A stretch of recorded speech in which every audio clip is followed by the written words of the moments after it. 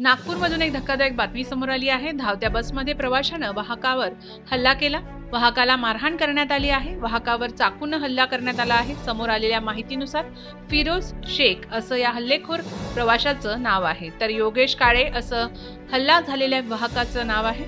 तिकिटावरून वाद झाला, त्यानंतर फिरोजकडून वाहक योगेश काळे यांच्यावर चाकूने हल्ला करण्यात आला।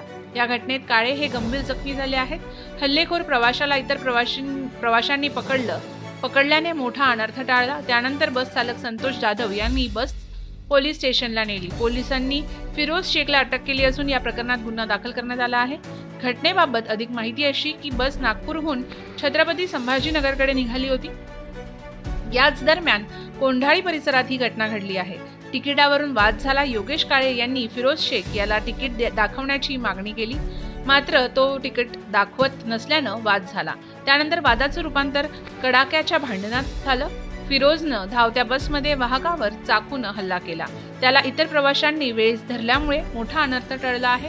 या हल्ल्यात वाहक योगेश काळे हे गंभीर जखमी झाले असून त्यांच्यावर कोंढाळी आरोग्य केंद्रात उपचार सुरू आहेत।